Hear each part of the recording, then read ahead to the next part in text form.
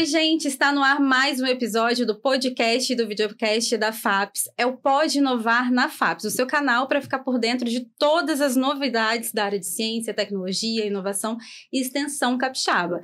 Eu sou Samantha Nepomuceno, sou jornalista, sou assessora de comunicação e imprensa da FAPES e vou conduzir esse bate-papo para você, junto do Igor. É isso aí. O meu nome é Igor Gonçalves, eu também faço parte da equipe de comunicação da FAPES, junto com a Samantha, e hoje a gente tem um episódio muito bacana aqui. É o episódio Ciência e Inclusão, projetos de robótica desenvolvidos no ES que mudam a realidade, né, das pessoas. Então a gente vai falar aqui hoje, receber dois pesquisadores que usaram tecnologias aí, né, coordenaram projetos que envolvem tecnologia para a melhoria da saúde pública com o apoio da FAPES. Não é isso, Samantha? Isso mesmo. Um dos nossos convidados de hoje é o professor Rafael de Andrade. Ele é do Departamento de Engenharia Mecânica da UFES e ele coordenou um projeto, gente, super interessante, que desenvolveu uma prótese robótica de perna capaz de interpretar e realizar movimentos que o paciente emite pelo cérebro.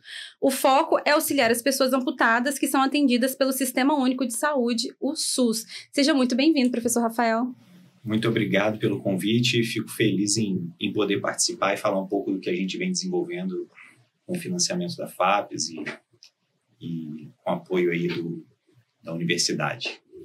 E também temos aqui, está com a gente a professora do IFES, Mariana Rampinelli Fernandes, do Departamento de Engenharia Elétrica, né, que coordena um projeto que desenvolveu o sistema para auxiliar no diagnóstico de pacientes amputados do membro inferior, também atendidos pelo SUS.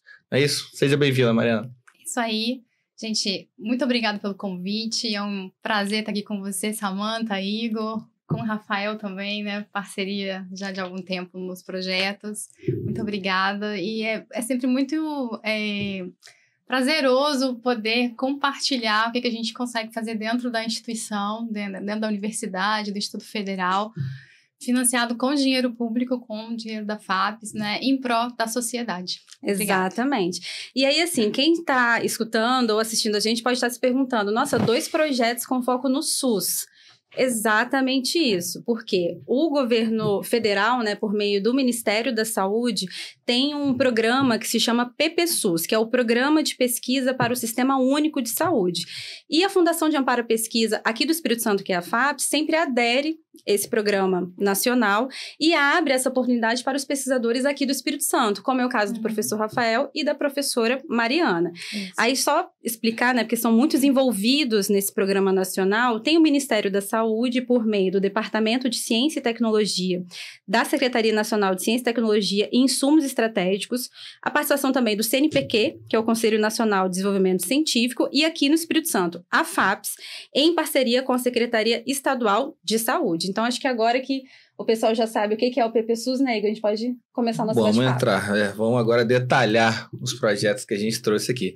Começando com você, Rafael, a gente fez uma breve introdução aqui, a gente falou que você coordenou aí, né, coordena ainda, né, porque esses projetos vão avançando e vão utilizando novas tecnologias, da prótese robótica. E a gente queria entender melhor como é que funciona esse projeto e quais os benefícios que ele pode trazer. Como surgiu a ideia também, né, desse estudo inovador. Certo.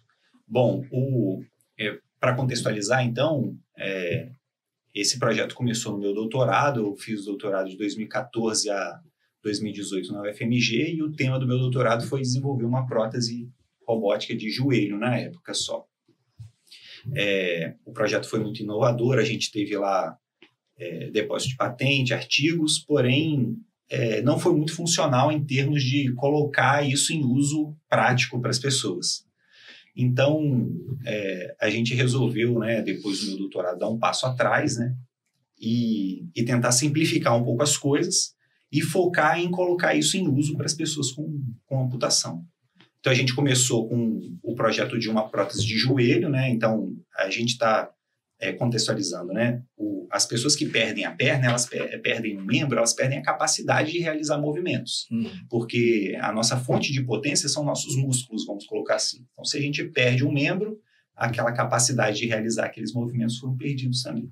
Então, tanto a parte sensorial quanto a parte motora em movimentos. Para uma pessoa que perde um membro inferior, ela fica muito limitada quanto à capacidade de se locomover. Então, realizar atividades simples como levantar de uma cadeira já não é mais possível com as 2 pernas. E as próteses fornecidas pelo SUS, um parênteses importante, né? O SUS ele fornece gratuitamente desde a cirurgia, a prótese e a reabilitação, né? De forma gratuita, que a gente não vê isso em outros países. Uhum. Porém, a tecnologia empregada, ela ainda é muito simples. Então, substituir uma perna de uma pessoa, né, que é cheia de sensores, né, músculo, integrada com o nosso corpo totalmente, né, a gente consegue controlar muito facilmente os nossos membros. Substituir isso por um dispositivo simples, completamente passivo, sem nenhuma interação com o nosso sistema neuromotor, é algo que limita muito as pessoas à capacidade de realizar movimentos depois. Então, a ideia da gente desenvolver uma prótese robótica é que a gente possa compensar ou evitar essa limitação que as pessoas vão sofrer quem perde um membro. Trazer mais qualidade de vida, né, para essa pessoa, né? Exatamente, trazer mais qualidade de vida, permitindo que ela possa executar suas atividades do dia a dia normalmente, né? Então, uma prótese robótica é aquela que realiza movimento para a pessoa, enquanto que as próteses hoje que são fornecidas para as pessoas, na grande maioria, né, elas só reagem ao movimento, apoiam o movimento das pessoas. Uhum. Então, se a gente tiver um dispositivo com potência, bateria, sensores, a gente é capaz de reestabelecer essa perda de movimento que as pessoas tiveram. Então, isso começou lá no doutorado e depois a gente, então, deu um passo atrás para conseguir colocar isso de uma forma mais simplificada, direto em uso para as pessoas com deficiência. Então, a gente fez uma prótese de joelho, depois a gente continuou o projeto, fez uma prótese de pé robótica também, capaz de realizar os movimentos para a pessoa, e em seguida a gente começou a colocar isso em uso para pessoas com deficiência do CREFS, né, que é o Centro de Reabilitação Física do Estado do Espírito Santo. E hoje a gente já testou a prótese aí em, acho que umas 5, 6 pessoas, né? Ai, que legal. E a gente vem desenvolvendo a tecnologia para isso, visando controlar isso com o uso do cérebro, que a gente ainda está em desenvolvimento, né? É um estudo longo, né, professor? Assim, tem quanto tempo esse projeto já? Eu comecei meu doutorado em 2014, né? Então eu comecei a estudar o tema a partir daí, mas esse projeto atual, né, esse protótipo, ele começou em 2021. Então, já tem 4 anos que a gente tem desenvolvido. Esse projeto, né, tanto do professor Rafael como da professora Mariana, eu estava olhando aqui na minha cola, faz parte do edital PPSUS de 2020, se eu não me engano, né? Isso. E 18 projetos capixabas foram selecionados nesse edital, com investimento de mais de R$2 milhões. Então, você vê que realmente é uma política pública focada mesmo no bem-estar da população, né? Focada em oferecer um serviço de maior qualidade para a população brasileira e aqui no Espírito Santo, né, a população capixaba. Muito legal. Agora tem outro projeto aqui da Mariana, né, Mariana? Vamos falar um pouquinho. O Rafael falou um pouquinho ali da prótese robótica dele e tem agora o seu, que desenvolveu. Deixa eu pegar aqui na minha copa, porque são termos não tão fáceis de gravar. Sim, então, vou pegar aqui pra gente. Desenvolveu um sistema para ser aplicado na reabilitação das pessoas amputadas, total ou parcial, de membro inferior, que possibilita mensurar o quanto essa pessoa está progredindo, né, na adaptação com a prótese. Então, como é que funciona esse protótipo que vocês desenvolveram, né? Também conta com a participação, né, do professor Rafael. Do Rafael, enfim, Isso. do departamento da UFES, enfim. Como é que é o protótipo que vocês estão desenvolvendo? Certo. A gente chama de espaço inteligente, né? Que é quando a gente coloca os sensores. O Rafael comentou que a prótese, ela tem sensores próprios, né? Que são os nossos... É quando a gente quer que a máquina tenha algo semelhante ao que nós temos, que são os nossos sentidos. Quando a gente está falando de robô, quando a gente está falando de sistemas robóticos, computacionais, são sensores, né? São dispositivos eletrônicos que tentam imitar ou emular o que a gente faz no nosso dia a dia. No nosso caso, a gente usa um espaço inteligente com visão computacional, ou seja, a gente usa câmeras e a partir das câmeras a gente identifica, detecta a pessoa que está caminhando, faz uma reconstrução 3D, porque a imagem ela é de 2 dimensões, né? Uma fotografia tem 2 dimensões, só que no dia a dia a gente tem 3 dimensões, né? Então, eu preciso de 4 câmeras, no mínimo 2, mas a gente coloca 4 câmeras no ambiente. E a partir disso, a gente detecta o corpo da pessoa e faz a estimativa de parâmetros da caminhada da pessoa, né? Que a gente chama ali de espaço temporal. Então, por exemplo, o tamanho da passada, ângulo de joelho, do joelho esquerdo, do joelho direito. A progressão mesmo, né? E aí a ideia desse sistema é fazer a mensuração desses parâmetros, né? A gente estima esses parâmetros para auxiliar o fisioterapeuta no acompanhamento dos pacientes, né? Nosso trabalho também foi focado em amputados de membro inferior, né? Nossa parceria também foi com o CREFES, com o Centro de Reabilitação Física do Espírito Santo, lá em Vila Velha. E o objetivo é tornar essa avaliação menos subjetiva, né? Porque o fisioterapeuta, ele faz ali no prontuário do paciente toda a análise dele, mas se há uma mudança do fisioterapeuta que acompanha aquele paciente, pode ser que ele não entenda da mesma forma, né? Então, a ideia do projeto é tornar algo quantitativo, né? Tornar quantitativa, em termos de número, uma análise que hoje é feita de forma qualitativa. Além disso, com esses dados, a gente criou também um conceito de consultório virtual. Qual é a ideia, né? Se eu tenho o caminhar dessa pessoa gravado, não no vídeo, né? Mas depois que eu processo, então eu tenho em termos desses pontos 3D, eu consigo fazer, utilizando realidade virtual, mesmo caminhar, mas com um avatar no computador. E aí o médico, ele consegue visualizar a caminhada da pessoa de diferentes perspectivas, porque eu consigo, dentro dessa realidade virtual, que funciona como um jogo mesmo, eu consigo mudar a forma como o médico ou o fisioterapeuta vê a progressão do movimento da pessoa, né? Não só a caminhada, mas qualquer forma de movimentação. Como que a gente pode utilizar, né, o consultório virtual? Hoje, a gente recebe no CREFES pessoas que vêm de municípios muito distantes. Então, se eu tenho um sistema como esse, que faz a captura desse movimento lá no interior, lá no norte, né? Coporanga, Barra de São Francisco, né? E eu envio dentro do prontuário daquele paciente esses dados processados, o médico ou o fisioterapeuta, eles podem, aqui no centro de referência, fazer a análise e verificar se o paciente realmente precisa se deslocar até, né, o centro de referência. E a gente evita aí o transporte, né? Porque um gasto muito grande da secretaria. Otimiza tempo também, Otimiza tempo. Muitas pessoas que vêm são pessoas debilitadas, idosos. Hoje, a amputação acontece muito também por questões de diabetes. Então, já é uma pessoa que tem a saúde comprometida. E esse deslocamento é cansativo, é custoso. Cansativo, é um risco também nas estradas. Enfim, a gente acaba vendo isso também nos jornais, né? Acidentes que acontecem. Exatamente. Então, a gente consegue usar esse laboratório, nesse consultório virtual, dentro da telesaúde, né? A gente pode chamar esse sistema de um software? Tipo é um software mesmo, né? Exato. E aí foi criada uma nuvem, então, que vocês sobem todas essas informações para acesso simultâneo. A gente não tá na nuvem ainda. Ele pode ser levado para a nuvem, né? Se a gente faz um sistema desse para levar para o interior, né? Para trabalhar o conceito de telesaúde e telemedicina, sim, aí estaria na nuvem, né? A gente teria esses dados. Seguindo toda a lei de proteção de dados, né? Mas os dados estariam dentro do prontuário do paciente, e aí ele seria transmitido pro servidor para poder mostrar ali pro médico, né? Ele é um software, e a gente tem as câmeras, a gente tem uma rede de câmeras, como se fosse uma rede de computadores, só que a rede de computador são câmeras.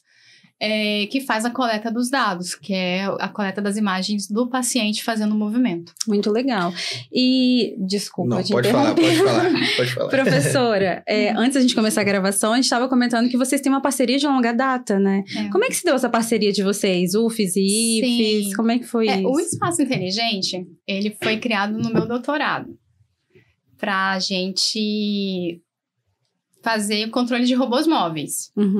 E aí, né, o Rafael e eu tínhamos um projeto de um edital anterior, que era um edital universal. O seu foi para mestre também, Rafael? Foi. Ambos, quando a gente fazia então doutorado, mas ainda éramos mestres, né? Isso foi em 2015. Foi isso mesmo. E aí nós, quando fomos apresentar no seminário, porque ao fim de todo o projeto a gente apresenta os resultados em seminários da FAPES. Uhum. E aí no fim daquele projeto, a gente apresentou e estávamos no mesmo encontro temático de apresentação. Então eu apresentei um sistema que era para detecção de movimentação de mãos para controle de robôs móveis. E aí o Rafael também estava lá. Com esse projeto já também? A gente tinha submetido um primeiro projeto para o edital do PPSUS, se não me engano, de 2018, visando isso, desenvolver um sistema de medição de marcha, porque esses sistemas de medição de marcha são muito caros mesmo, milhões, assim. Então, e a gente sabia que dava para fazer isso por uso de imagem, a gente só não sabia como fazer. Então a gente propôs fazer e começamos a buscar parceria, né? E ao mesmo tempo também em paralelo fazer o desenvolvimento da prótese. Então eram duas coisas, a gente ia desenvolver a prótese e ter um sistema de medição para a gente quantificar quais eram os ganhos que a pessoa ia ter com a prótese. Usando a prótese, entendeu? né? Então... um trabalho completo, né?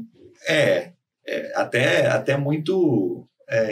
Ousado. Ousado, eu ia usar essa palavra também, ousado. A Mariana, ela foi muito certeira e muito aberta em termos de fazer essa parceria, porque eu cheguei e falei com ela no dia, não, a gente submeteu um projeto assim assado, eu vi que você trabalha com análise com sistema de pose 3D. Será que não dá pra gente fazer?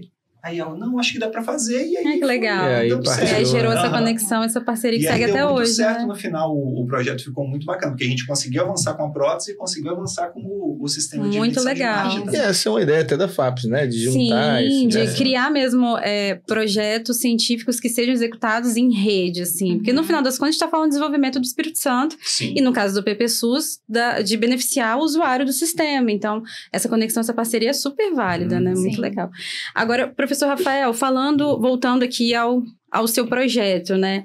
Quais foram os desafios técnicos que você enfrentou, você e sua equipe, ou que vocês ainda enfrentam para executar esse projeto? Você disse que agora o novo desafio é justamente essa parte da interface, né? Cérebro e tal, fazer essa comunicação dos sensores ao nosso cérebro, né? Como é que está esse estudo de vocês agora?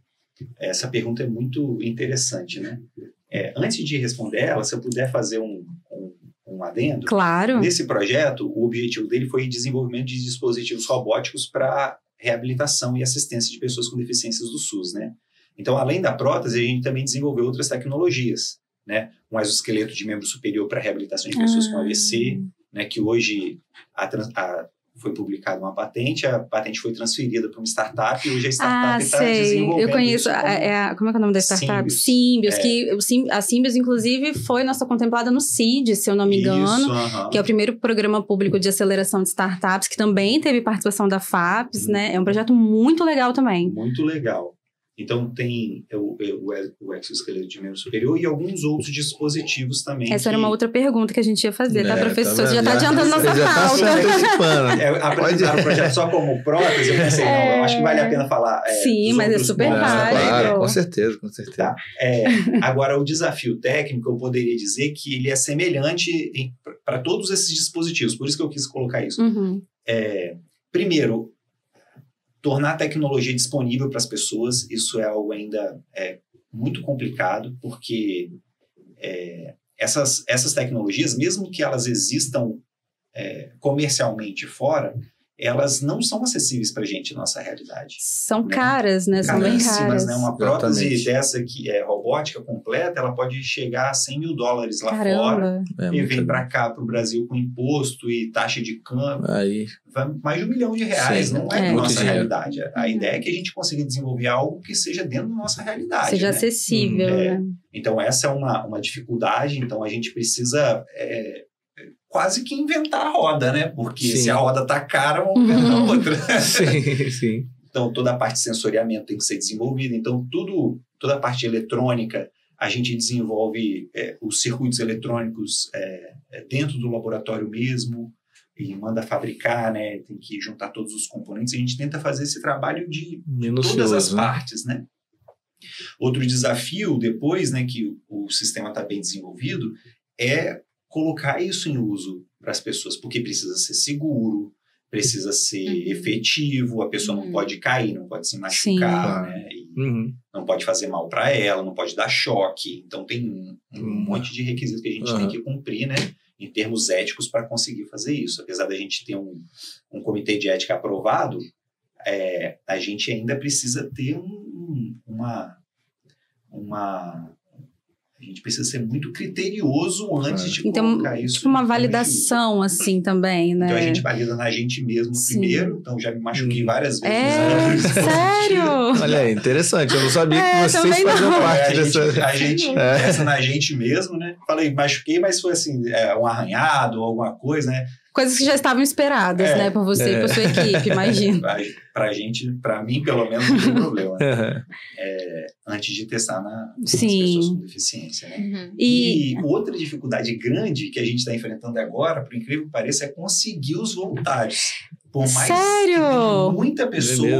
Muitas pessoas amputadas, muitas pessoas com AVC, outra deficiência, conseguir que as pessoas cheguem até o local, atendam Mas isso você acha que se deve a quê? A comunicação que não está alcançando? O que se deve... Você comentou que já faz testes no CREFS, assim como a professora Mariana também, né? Essa dificuldade é o quê? No caso, seriam os pacientes do CREFS? Como é que faz? Eu não entendi essa parte. A que se deve essa baixa, né? Procura entre essa baixa adesão para vocês acharem pessoas para testar, enfim. O que você acha que se deve, né? Assim, não está alcançando ali a comunicação que deveria, ou não, as pessoas são receosas mesmo e não querem testar. O que vocês imaginam que seja, assim? Depois que a gente começou a divulgar, apareceram mais pessoas interessadas. A divulgação é um ponto importante, né? As pessoas têm que conhecer que os projetos existem para poder participar, claro. Mas eu acho que a logística foi um ponto importante. No nosso projeto, por exemplo, a gente tinha que buscar os voluntários em casa para levar até o laboratório, né? Mas isso quando os testes eram no laboratório de vocês na UFES? Esses testes feitos no espaço inteligente, lá no IFES, a gente buscou alguns pacientes em casa para levar lá para fazer. A gente tem que pagar Uber, por exemplo, para a pessoa, porque é difícil, ela tem que agendar uma mão na roda. E essas pessoas... É o que você falou, é uma logística, né? E ela tem uma dificuldade de locomoção. Claro. Então, uma pessoa cadeirante, uma pessoa que usa uma muleta, alguma coisa, né? É difícil de sair de casa. Às vezes, perto de casa não tem facilidade para sair também, né? Sempre tem algum acompanhante também, então tem que ter a disponibilidade do seu acompanhante, né? E mas tem ainda... Perdão, mas ainda quando foi no CREFS, porque no segundo projeto a gente instalou as câmeras no CREFS. E ainda assim nós conseguimos 15 voluntários. E às vezes os voluntários marcavam e não compareciam, eram convidados pela fisioterapeuta e eles não compareciam. Assim, os pacientes em geral, eles têm muita vontade de participar, mas a logística é realmente um problema. E como o Rafael comentou, né, são pessoas que têm um problema de mobilidade e que muitas vezes dependem de um acompanhante. Então, tem a questão do mão na roda, o agendamento, que às vezes o mão na roda não espera. Então, isso tudo é um dificultador realmente para a gente conseguir os voluntários e conseguir fazer coleta de dados, né? Uma coisa que eu tenho percebido agora também é o seguinte, que não é uma vez que a pessoa vai lá, usa o sistema e que ele vai estar validado. Cada vez que ela usa, a gente vai ter um feedback dela e vai falar, pô, isso pra evoluir, né? Isso tem que ajeitar. E é um processo contínuo. É longo, né? É um processo longo, assim, então, né? Não é rápido.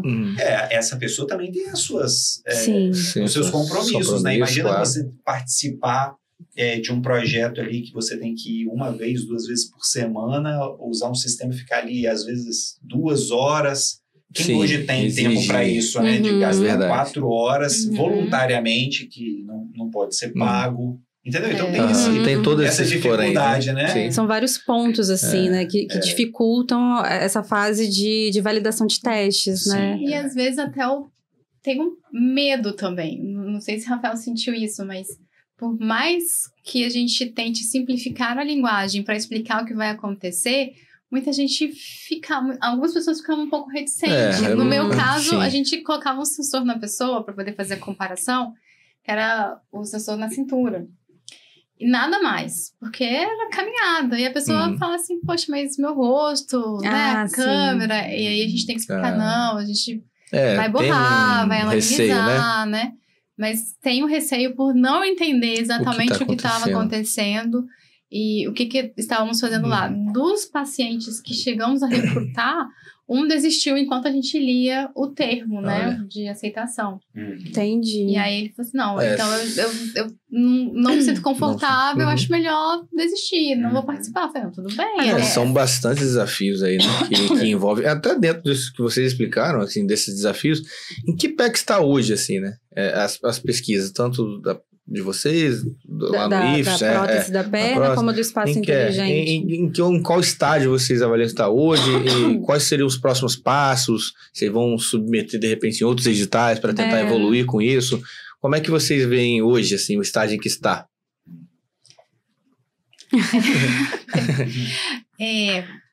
Bom, o nosso projeto, ele é um protótipo, né? Ainda nós fizemos o teste no CREFES com acompanhamento da fisioterapeuta, de forma que após e durante o atendimento, ela dava pra gente um feedback.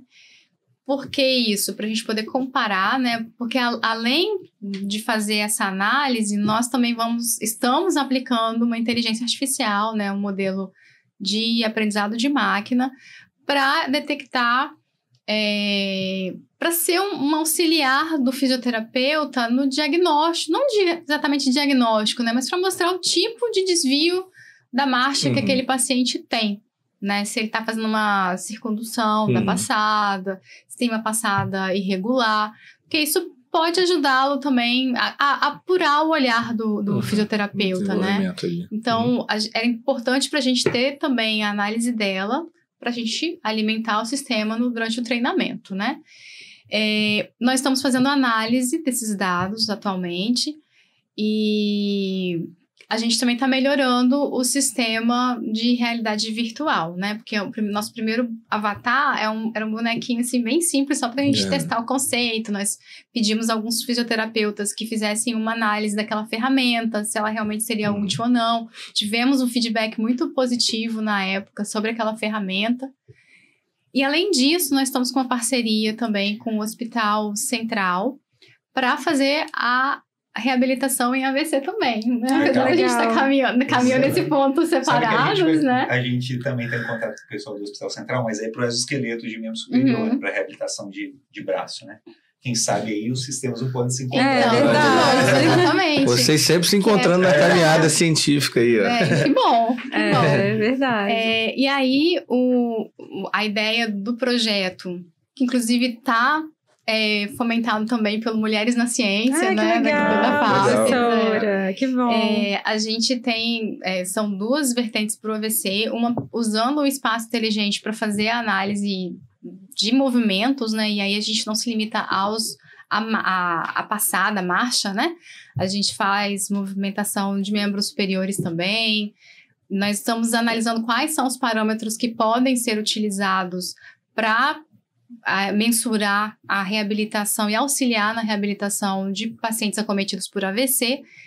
E junto, né, acabou entrando também um sistema que nós estamos fazendo em parceria com a Fonoaudiologia da UFES, né, que é para reabilitação da fala, né? Então, apesar de não estar diretamente ali ligado ao espaço inteligente, acabou nascendo do espaço inteligente, mas é usar a reabilitação, a microfone e o aplicativo do celular para fazer reabilitação da fala de pacientes acometidos por AVC. Muita coisa acontecendo e evoluindo, né? Legal. Vamos ter que trazer ela mais vezes, Sim, vai ter jeito. Verdade. Sobre os nossos projetos, né, na UFES, então, eu acho que vale a pena a gente colocar que esses equipamentos, né, a gente visa tornar eles disponíveis para a população, né? Então, existe uma escala chamada Escala de Maturidade Tecnológica, TRL. Ela vai de 1 a 9. Então, 1 é quando é um conceito, é uma ideia na nossa cabeça, ainda, né? E o 9 é quando isso já está pronto para virar um para produto, escalar, para a né? pessoa conseguir usar, né?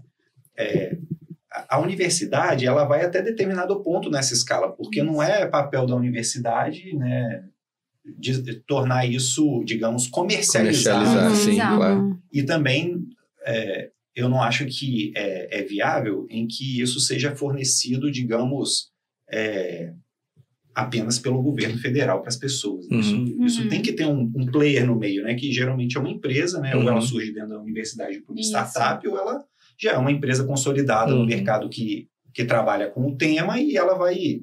A tecnologia vai ser transferida para ela poder comercializar, né, através de um contrato. É o ciclo da inovação. Né? É o ciclo da inovação. Exatamente. Então, nesse processo de nível de maturidade tecnológica, eu diria que a prótese hoje está no nível 7, em que a gente tem um protótipo funcional fazendo teste em pessoas.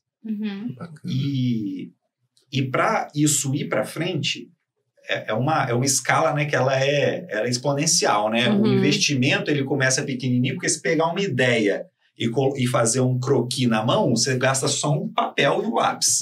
Agora, para tornar isso um protótipo, já gasta uma equipe, gasta material, equipamentos, enfim. Então, quanto mais você evolui nessa escala, maior é o investimento em tempo e também esforço de equipe e financeiro também, né?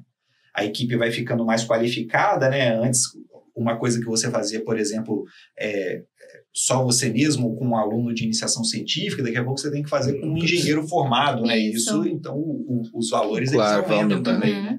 Então, tem que se colocar isso. Então, nesse ponto, né, eu imagino que a gente está com a prótese hoje, ela com um dispositivo funcional que já foi testado em pessoas amputadas, e a ideia agora é que a gente tenha...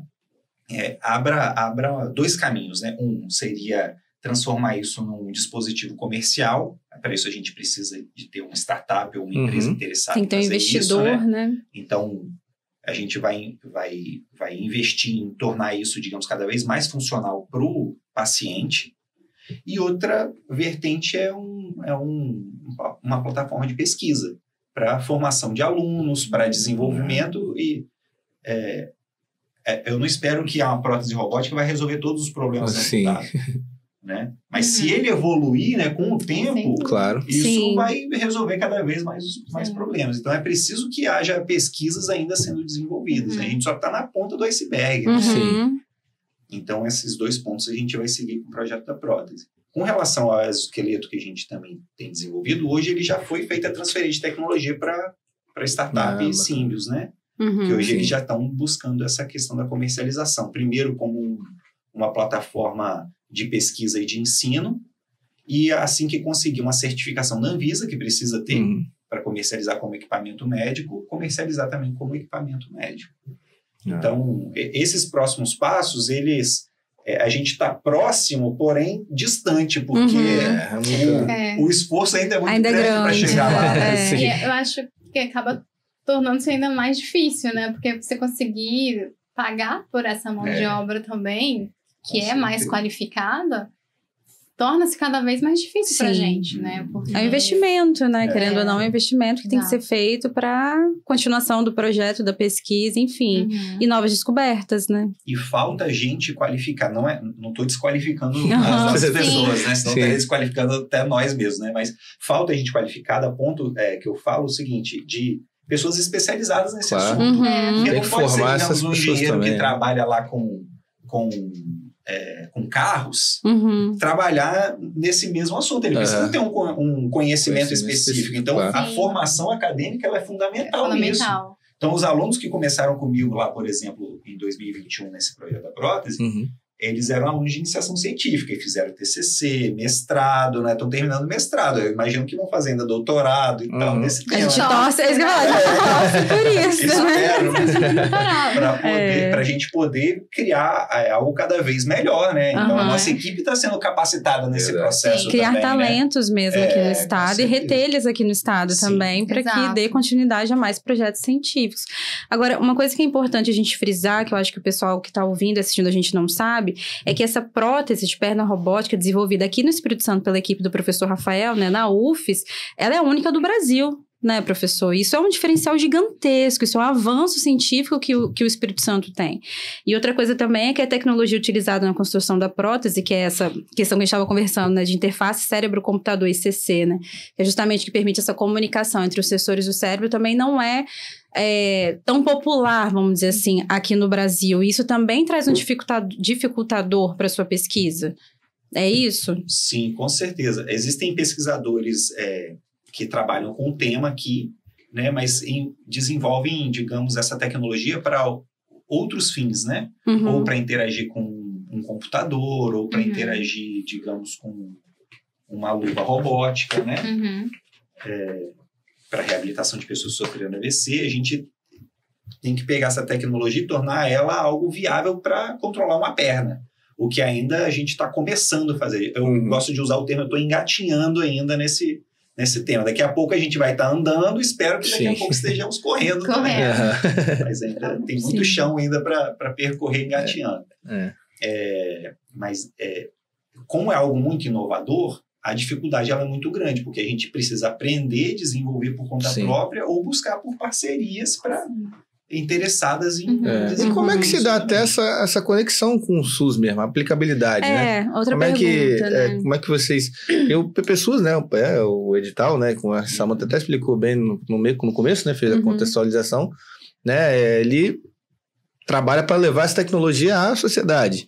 E depois que vocês estão nesse processo de desenvolver, ainda estão desenvolvendo, como é que se dá essa conexão hoje em dia? Até porque, como você disse, não é algo que seja acessível hoje, né? Então, como é que se vocês têm essa ligação com o SUS, como é que se dá isso? Saúde. Bom, o edital, ele é para pesquisa e inovação para o SUS, né? Então, dentro da secretaria, a gente tem que pedir uma série de autorizações para a gente fazer o trabalho dentro do hospital, né? Dentro do CREFES. E uma vez, não vou dizer finalizado, né? Mas como o Rafael comentou, né? A gente faz uma parte desse ciclo de inovação. A gente não consegue ir lá e instalar, porque não é da nossa capacidade técnica mesmo de dar, né, de fazer manutenção, né? De fornecer em escala. E a ideia é que a gente consiga transferir a tecnologia para uma empresa, para uma startup, que possam fazer isso e que forneçam para o SUS, né? Mas a ideia sempre, como o Rafael comentou, as tecnologias elas existem comercialmente, né? Mesmo esses sistemas de análise de marcha, ele existe.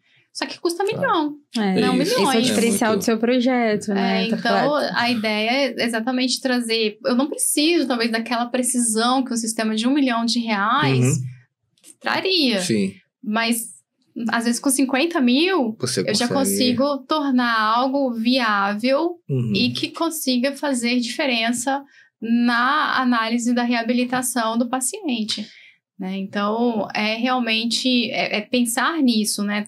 Pegar uma tecnologia e popularizar, tornar disponível para a população em geral. E, professora, o sistema, o software, né, que você e sua equipe desenvolveram, a gente sabe que ele é um protótipo, né? E qual é o próximo passo para ele deixar de ser um protótipo, se tornar algo mais aplicável, né? Enfim. Sim. Fazer interface, né? Quando a gente está desenvolvendo algo para a gente testar, né? Testar o conceito, testar a tecnologia, a gente faz muito na linguagem de programador. Então, a gente abre ali um terminalzinho, aquela janelinha preta, chama o código e testa. Então, a gente precisa realmente desenvolver uma interface amigável, né? A gente precisa fazer mais testes de conceito para a gente ver se não tem erro ali ao longo do software. Eu acho que é basicamente a parte de interface mesmo, tornar algo e vocês já estão trabalhando nessa parte também, sim, né? Também. Muito legal. Bacana. Agora, gente, a gente está caminhando para o fim, depois desse bate-papo aqui, muito legal, que vocês puderam explicar muita coisa, mas até pela última parte do que você falou, Rafael, aqui, né, de toda essa dificuldade, começa com pequenininho, depois tem que aumentar e os custos aumentam. Como é que vocês aí, a pergunta pode ser para os dois, mas eu vou começar pelo Rafael, porque foi quem citou ali essa parte toda de desenvolvimento, de como vai avançando essas coisas que precisam. Como é que vocês conseguem, assim, mensurar, né, esse investimento que a FAPES dá para vocês conseguirem tirar do papel e tá aí hoje no estágio que vocês estão, né? Vocês conseguem mensurar isso, assim, o impacto do valor desse investimento para, né, a pesquisa capixaba, no caso de vocês, a pesquisa de robótica que vocês desenvolveram?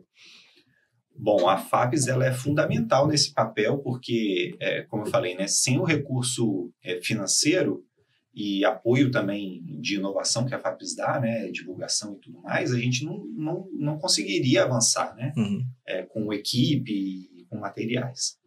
E é importante destacar que a FAPES, nesse processo, ela vem fomentando esses projetos. Não foi uma vez que isso aconteceu, né? Então, ela vem fomentando as pesquisas e a gente não cria inovação da noite para o dia. É um processo longo. Então, como a gente falou, né? O primeiro edital, não sei se foi o seu, mas o meu foi o primeiro.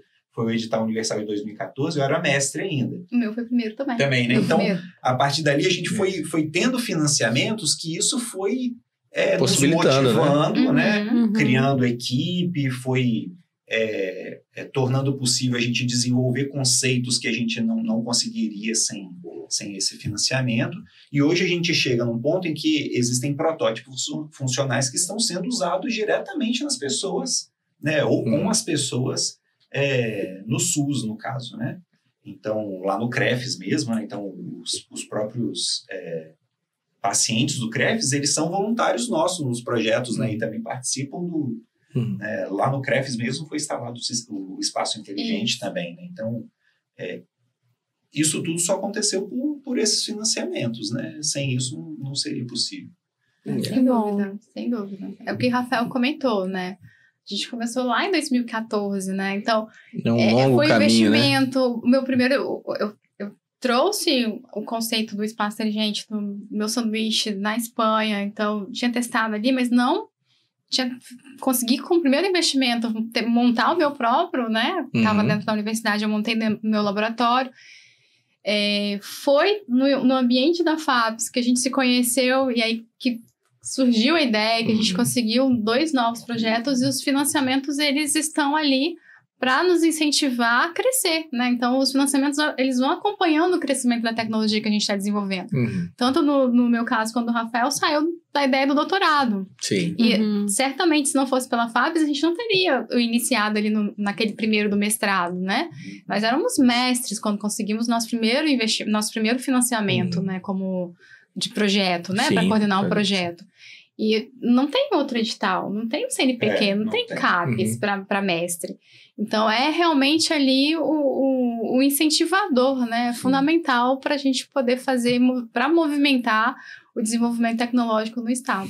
Ai, muito bom ouvir isso, gente. Ó, nós aqui da FAPES, a gente fica muito feliz mesmo de receber esse depoimento, assim, porque esse é o objetivo da fundação mesmo, né? Apoiar mesmo o pesquisador capixaba, valorizar o pesquisador, o empreendedor também, e dar para ele essa oportunidade de crescimento, de seguir uma trajetória e uma carreira científica, né? Pensar em novas descobertas que vão impactar mesmo a vida da população, que é exatamente o que vocês estão fazendo. Exatamente.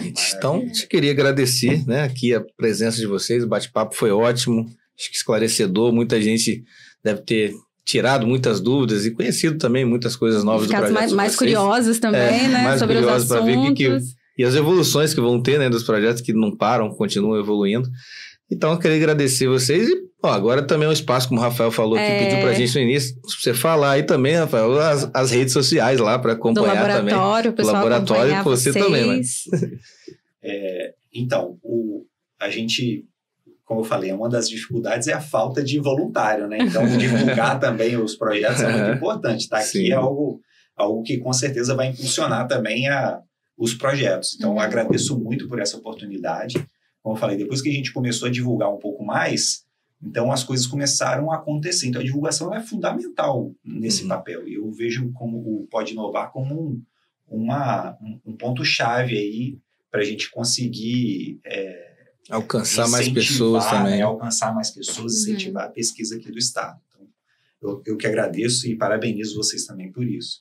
E aproveito também para falar que a gente tem um projeto de extensão, né? Essas tecnologias que a gente está desenvolvendo, a ideia é que a gente possa tornar isso disponível para as pessoas com deficiência, tanto para a reabilitação de quem sofreu AVC, para as pessoas que são amputadas usarem a prótese, avaliarem benefícios, nos darem feedback. Então, ensino, pesquisa e extensão, eles estão muito unidos nesse ponto. Então, a gente tem um projeto de extensão chamado Biônica, que ele tem esse papel de comunicar as pesquisas desenvolvidas não só na UFES ou no nosso laboratório, mas de uma forma geral com as pessoas com deficiência, né? Isso é uma ponte de comunicação. O projeto Biônica é um projeto que as pessoas poderiam encontrar a gente no Instagram, e também o nosso laboratório, o Laboratório de Robótica e Biomecânica, tanto no Instagram quanto no LinkedIn também vocês conseguem encontrar. Aí, qual que é o nome, então, do perfil?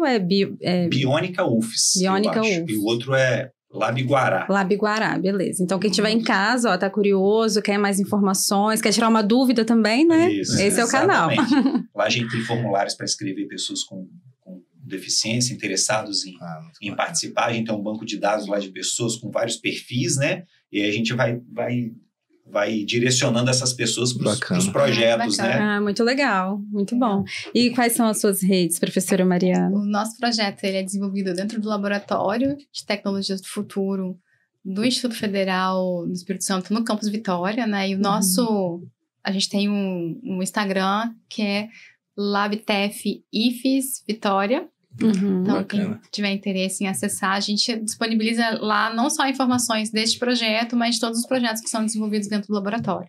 Muito obrigado, gente. Mais uma vez, muito obrigada pela participação de vocês. Foi muito bom o nosso bate-papo. Eu tenho certeza que o pessoal que está assistindo, ouvindo a gente também gostou muito.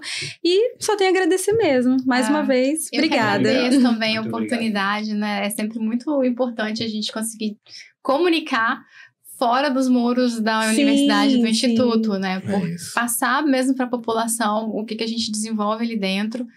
E muito obrigada, foi um prazer estar aqui com vocês. Então é isso, gente. Até o próximo episódio. Até lá.